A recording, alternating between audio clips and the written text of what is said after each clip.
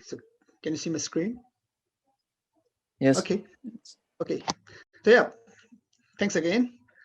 So and good evening from Nepal. So so to, for the next 30 to 40 minutes, I'm gonna basically share some of my experiences and learning from working in developing countries, mostly in South Asia and Southeast Asia.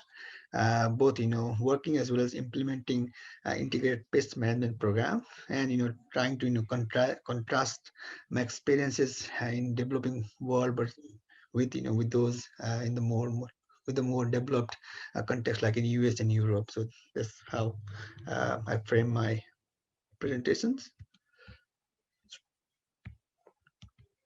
Okay, so before I start, here's kind of general overview of my slides. So first, I'll try to kind of briefly introduce integrated pest management.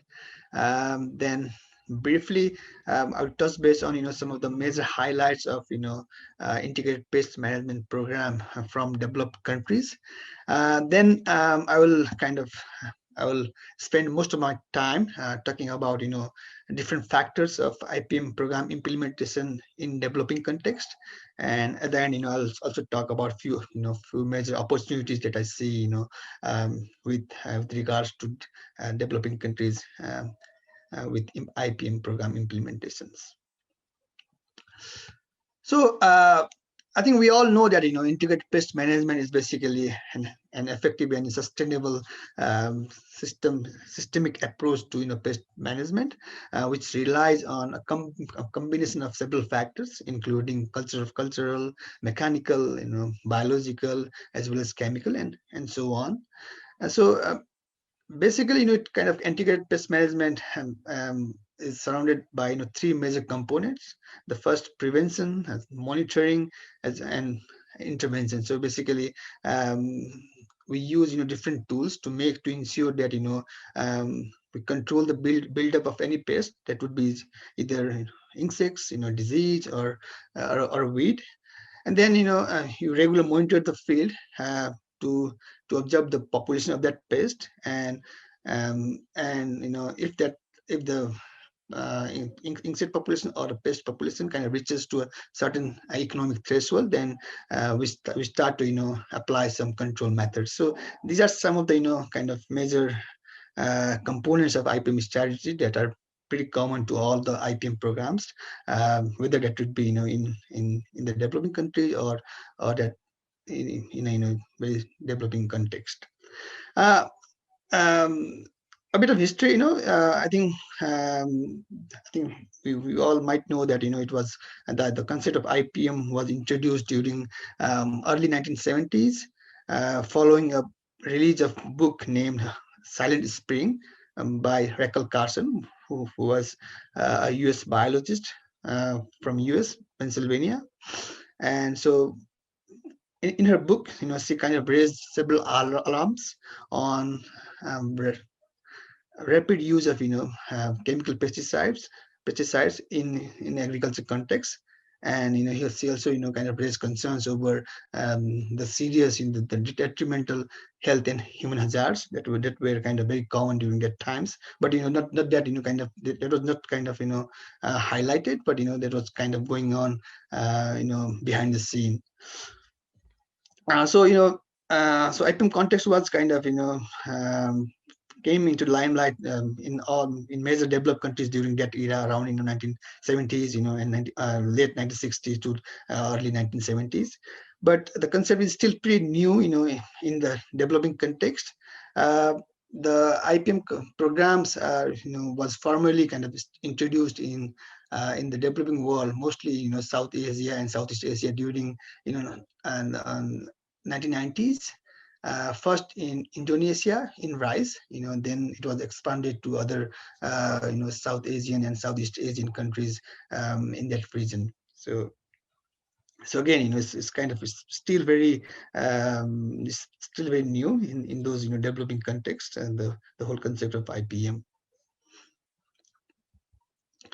So yeah, as I mentioned earlier, I'm trying to kind of I'm here assuming that we all are much more familiar with the context of developing countries. So I'm kind of focusing less on the developed context. So again, integrated pest management, in developed countries are, usually built on years of research, and that through, through university system, or kind of research stations, or other private companies. Uh, the delivery system are also, pretty robust in terms of, different delivery mechanism. The farmers receive information from, published materials. They can hire crop consultants, and there's a very robust, system of extension educators and all those things. So, there are different avenues, from where farmers can easily get information if they want about, different new IPM technology or pest management technologies, or any kind of information they want. So some of the major some of the major tactics, which are mostly, pretty sophisticated, in terms of, this kind of, which are used in developed countries. For example, use of high yielding, resistant varieties. Just to give an example of, BT corn, which is pretty common in US, which are used against, different lepidopteran pest of corn. So that's pretty common in the US and other developed countries. Similarly, use of action, or, economic threshold. So basically, this is a tool used by crop manager, or, crop consultant to know, when to use the control tactics. For example, if we have a, corn field, so let's say, for a certain context, for a certain area, there's a certain threshold of, uh, let's say, 10 adult moths per trap per hectare. Then if the threshold, if the number of traps catches in the trap reaches to the threshold, we should start kind of we should start with some, control tactics. That would be either, spraying chemicals or using any kind of biological. So these kind of things are pretty, common in these developed, economies.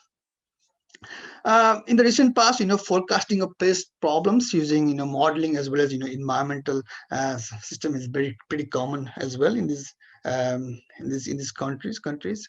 For example, I remember, like, when I came to US, I was in Ohio for a while, and I was pretty surprised that, farmers were basically spraying chemical pesticide against cucumber mildew, which is, one of the fungi.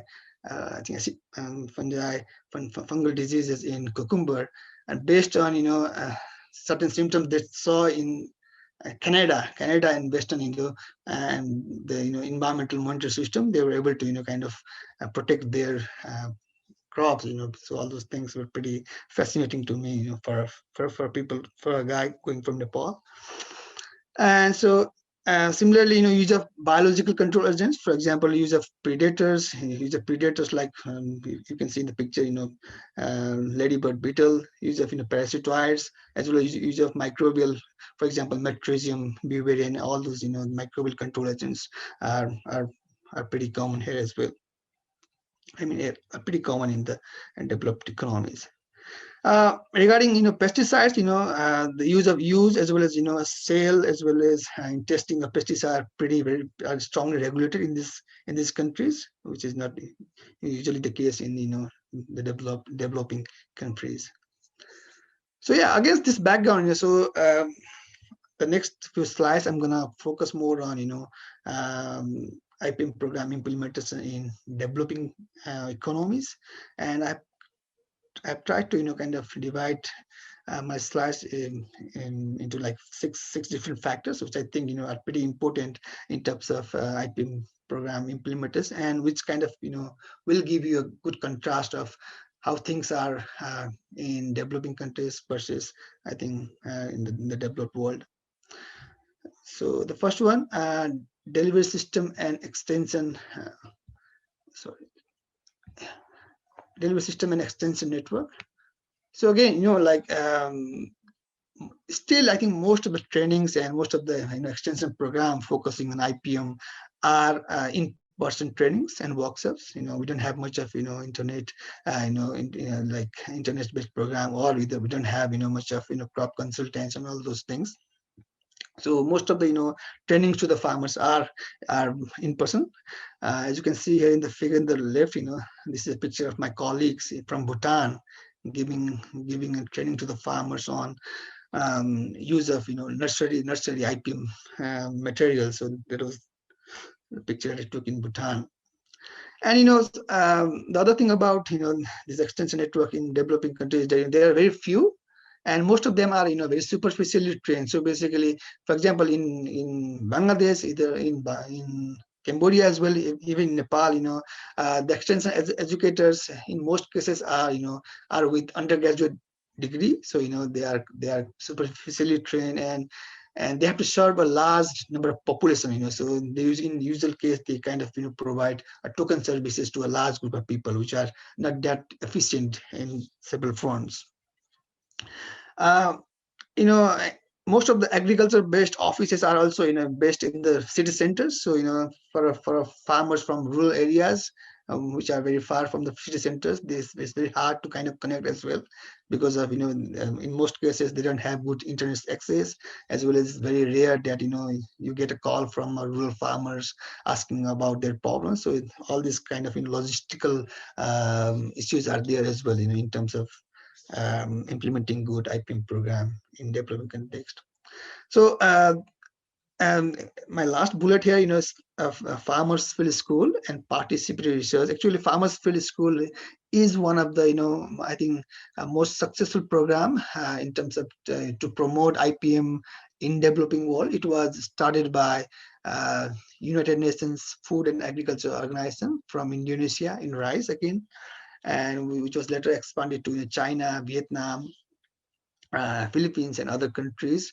And till now, I think they have been able to train more than 2 million farmers on different crops from this region. So just to give you a few more kind of details on Farmers Field School. So it's kind of like group learning based exercise or approach to promote implementation to integrated pest management. So what happens is basically for usually the facilitator, there's a facilitator to run this school. It's kind of a school without border. And so the facilitator basically they form a group or 4 or 5 groups, and 4 or 5 people each within each group. And so each group is responsible to maintain and plant their own plot. So it's kind of it goes throughout the season. And what happens every week they come together in the plot. They go out and they check the crop. If they see any kind of problems, and they note all those things, what they see, what they feel, and all those typical field problems and all those things, which they have termed as agro ecosystem analysis, AESA, which is pretty famous with IPM implementation in this part of the world.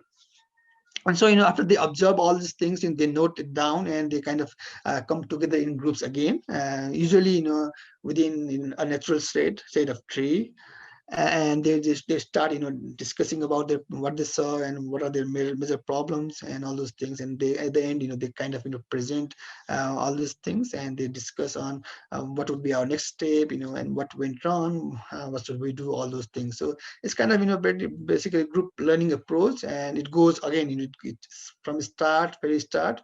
So from seeding to harvest, it's kind of every week they come together and all those things. So it's usually 3 to 4 months, um, in rice, in vegetables. The length is usually around 3 to 4 months. So that's how typical farmers preschool is done. So yeah, so again, the second factor that I'm try to focus on is access to crop protection technology. Unlike in the developed world, it's pretty tough here in developed economies to basically to just use a computer, or use your mobile phone to have some crop protection products that you usually want. It's pretty tough. The first thing is is in most of these small developing countries, these products are not locally made. So for example, in Cambodia as well, in Cambodia, most of the crop protection products comes from Vietnam.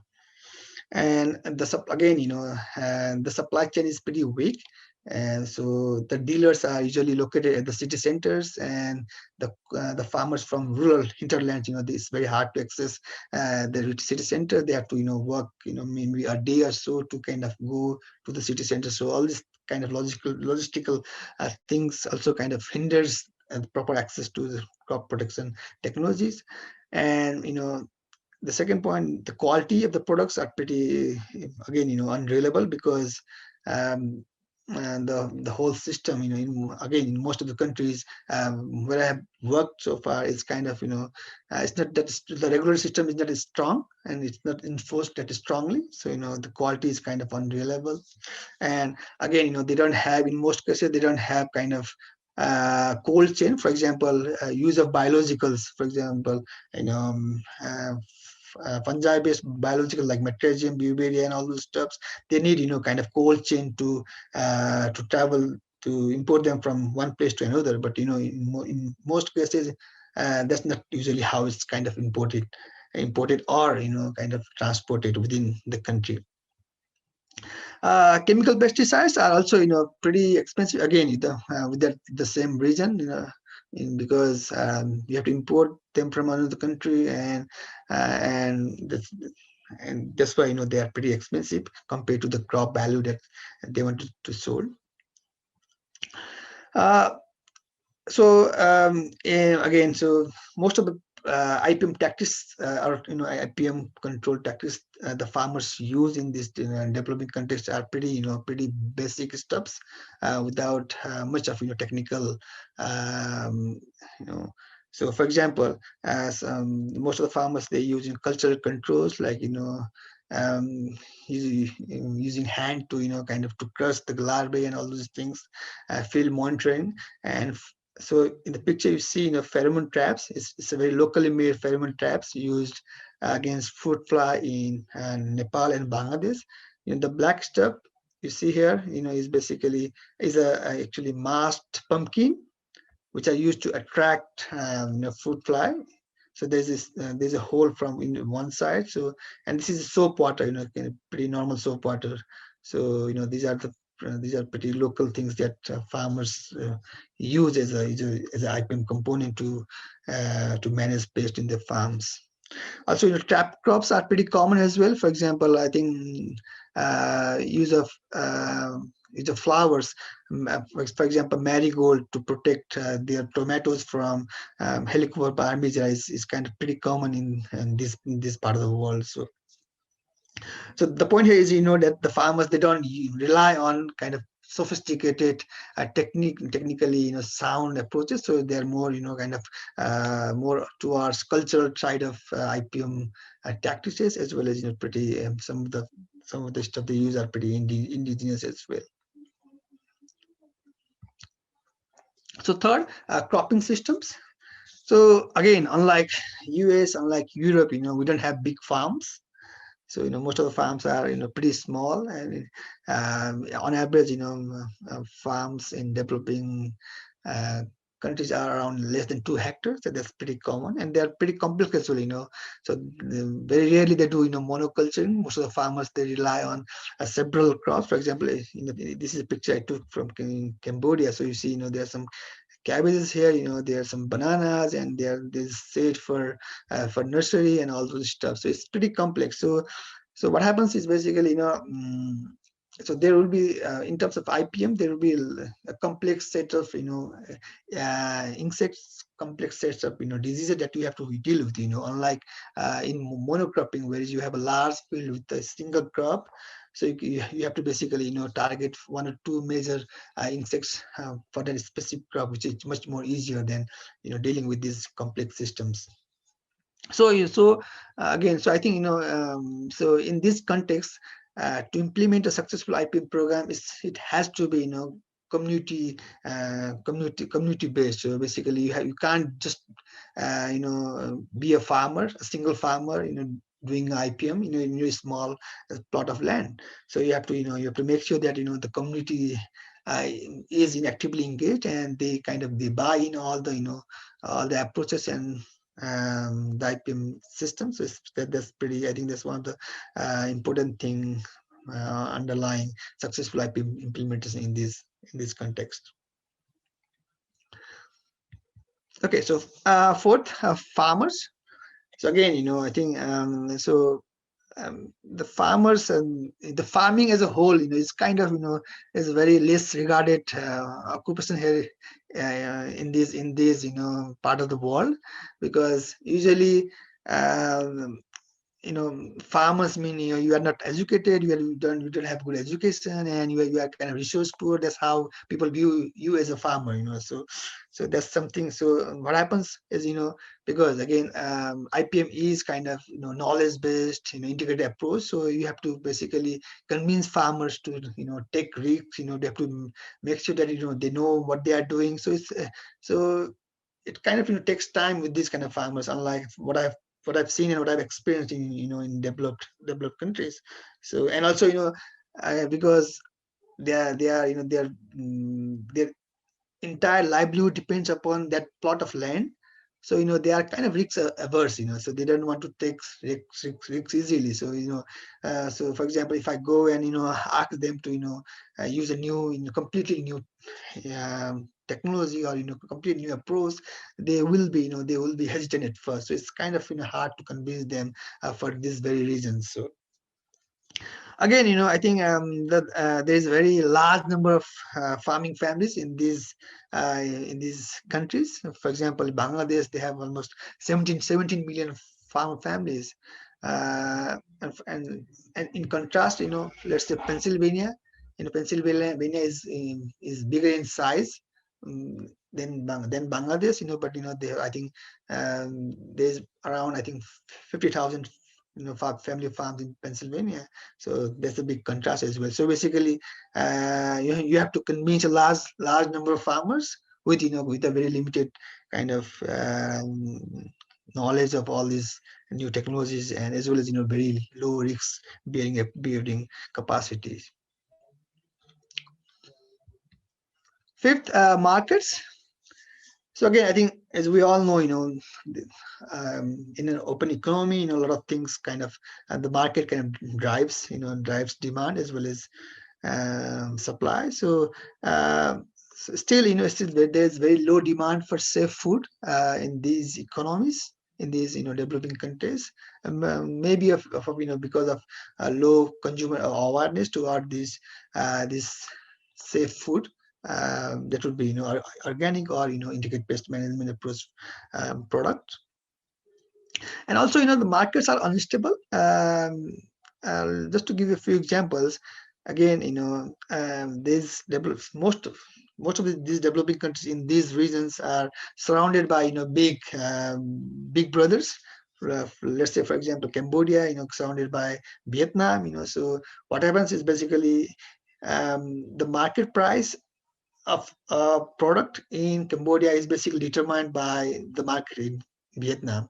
Same with, Nepal. For example, Nepal is surrounded by India from three different regions, China from one. So, and it's very high. It's very tough to, compete with those big economies. So the price is basically, driven by those big economies, these big countries. So that kind of, also plays an important factors, about what farmers want to produce. So all those things, and in most cases, the it's kind of pretty expensive, as compared to, other big economies to produce. The cost of production is pretty high. So, and so all these factors kind of affects program implementation at this level. So sixth, policy and legal frameworks, I think, which also kind of play an important role in proper management of pest. The first one would be, weak quarantine, and that's weak quarantine, as well as, weak port of entry enforcement. Again, we do, in these regions, we don't have that strong kind of, quarantine enforcement. So there has been, in the recent past, there has been a lot of, instances where a lot of, invasive pests have created problems, from particularly in vegetables as well as rice. Even there's very weak quarantine within the country as well. For example, there's no kind of checking, or there's no regulatory enforcement within different regions when a new pest arrives. So all those things kind of affects pest management programs. And so next, pesticide policy, pretty weak pesticide policy, mostly kind of they are driven by lobbyists. So that's the other thing. Imports of pesticides are not strongly regulated, so it means that you can basically so in the past, I think early 2000s, there was several instances where the pesticides which were kind of banned in developed economies, they were basically dumped into this kind of small developing countries, which was very common during I think early 2000 and all those stuff. So um, a large proportion of farmers, they don't follow instruction. I think there was a recent survey from Nepal where they found that almost 85% of the farmers, they don't kind of care any care instruction about pesticide safety, spraying time, waiting time, all those things, they don't care that at all. So that's kind of very common in places like Bangladesh as well as Cambodia, even in Vietnam. That's a pretty big issue. Improper handling. The sprayer or the farmers which is spraying the pesticide, they don't use plant kind of personal protection equipments. That's not that common, and they don't follow and disposal instruction as well, and all those stuff. Just to give you a few examples, actually this is a picture that I took in Bangladesh. So this is a kind of so we went into a shop. So you can see here that food items were sold with chemical pesticide. Here is the chemical pesticide. So this was a small pop and mom and pop kind of shop, and so they had these food items. They have some beer as well, and they had some the chemical pesticide in the same rack. So which I guess is not that common in developed economies. Similarly, this is from Nepal. You can see the gentleman is enjoying smoke, and in the meantime, he's also is kind of spraying his field without any kind of uh, personal protection equipment. So next, I think this is from India. He's mixing chemical pesticide with the bare hand, with bare foot, and again, here you can see, like buffalo is drinking water from a small canal, and there are these bottles of chemical pesticides which hasn't been disposed well. So all these things. So yeah, so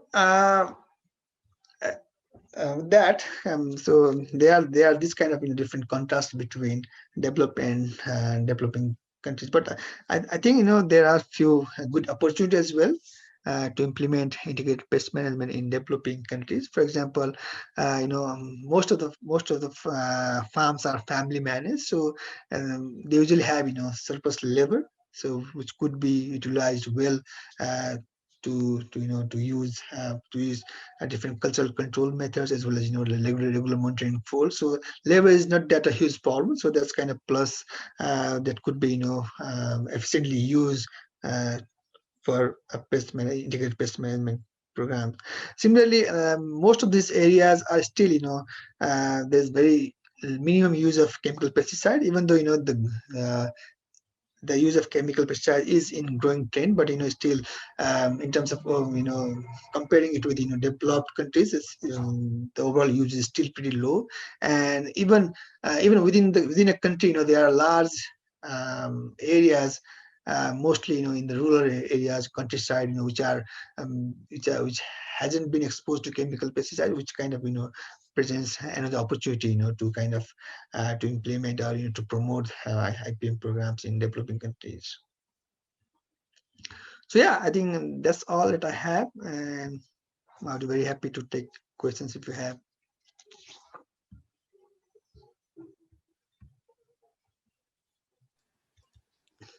Thank you so much. That was so interesting, and I think it provided a perspective that many of us don't consider in our day-to-day lives. So that was great. We do have a couple of questions, so I'll just relay those to you from the chat, although you should also be able to see them.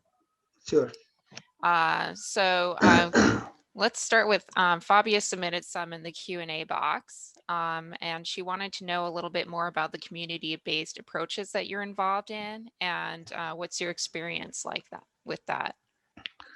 Okay, so let me read the question. Is it one person in each community getting trained and giving the knowledge to other farmers in the community, or is the whole community getting trained?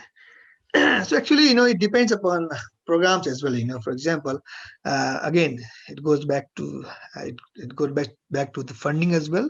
If a program has enough funding, they could go and train. They could select a proper community or proper village or site.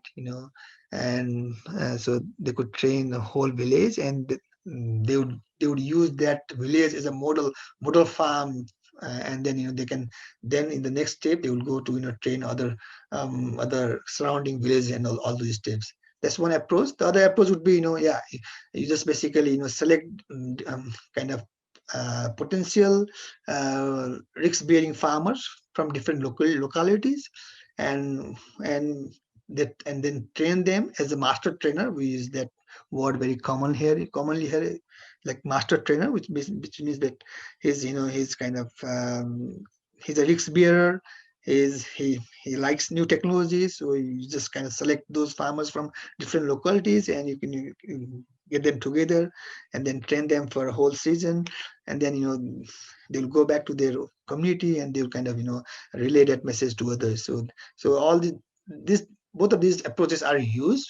Again, it depends upon the kind of funding they have and the kind of approach they want to use, and again, the context as well. So yeah, all those things are. So Yeah, and we have, I guess Fabia has another question here, which I think is great. So in terms of sort of reversing some of the maybe difficulties associated with assisting developing countries, what are some of the approaches that might be in place to give better support to these farmers? you mean the second question, or like which Yeah. one? Mm-hmm. Can you Okay, see it? so oh yeah, I could see it. Yeah, are they Okay. currently approached or realistic plans to change pesticide policy in developing countries? Oh yeah, actually, there has been kind of. So, for example, in countries like Nepal and Bangladesh, I think there's, particularly in Nepal, actually, we have pesticide regulation board, which sits under Department of Agriculture, and so they kind of review the use of chemical pesticide, as well as different pesticide that are being currently used. So they kind of review those things every 2 years, and so they kind of every 2 years they kind of review the list of different chemicals, and sometimes they kind of they ban the use of certain chemicals which are thought as detrimental to human as well as environment hazards and all those things. So that's one example. And again, there are some different kind of efforts from international communities as well. For example, FAO, UN Food and Agriculture Organization. Um, uh, in FAO has been kind of, I think, since 1980s or 1990s, have been helping different countries with technical support to kind of to kind of uh, to how do I say, to improve pesticide policies for each countries and all those stuff. So that's kind of ongoing as yeah. Yeah. And just to add to it, even within country as well, there people are getting, people are understanding the risks of high use of chemical pesticides. And so even within the country, there has been several organizations, several local organizations, as well as several local leaders there, which are pretty which are getting vocal and kind of influencing policies as well. So yeah. I have sort of a question that paraphrases this a little bit. So when you're out talking with growers, what do you find is like the most effective strategy for sort of encouraging or convincing them to try an IPM approach? Is it, that they have to buy less pesticides so it's economically advantageous? Is it to convince them to avoid insecticide resistance of the pests, or is it more this sort of human health concern? Like what really resonates with them when you try to convince them to use this IPM approach? Okay, so I think the most common approach that I have used in, is basically, kind of having a role model. So basically, someone who has done that in the past, and maybe he or she can come and speak to them directly, because I think in most cases, the farmers, yeah, that has been my experience, that it's more, I think it's more effective uh, for them to see somebody who they can relate to, rather than us speaking. So I think that's been my experience, basically. They could listen to us for a while, but I think they are much more kind of they are much kind they could change their approach if they see, or if they hear from somebody who they can relate to. So I think role model approach has been kind of the most effective for me, at least. So yeah. Yeah.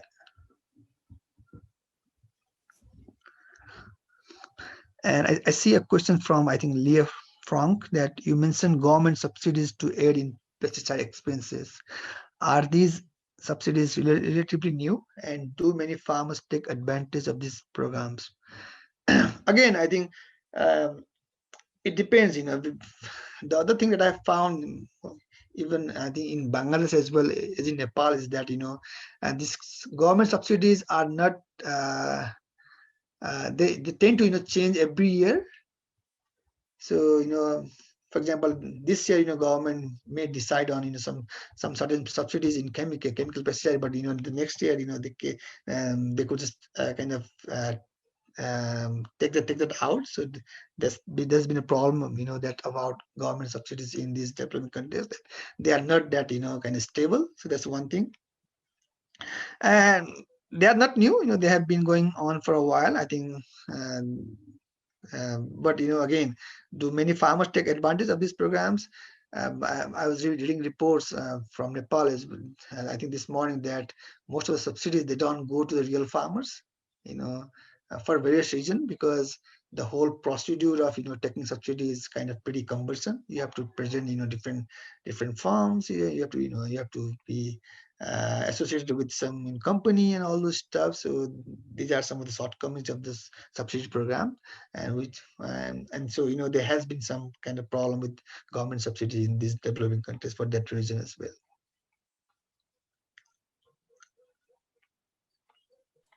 Yeah.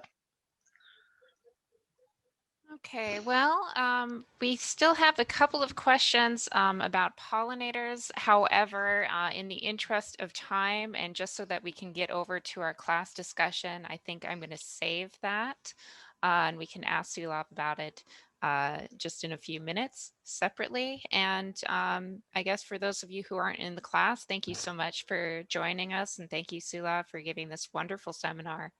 And next week we have another talk coming up that's comparing IPPM and developing or urban centers versus in natural areas or in agriculture. So that should be very interesting as well. So hopefully we'll see you next week.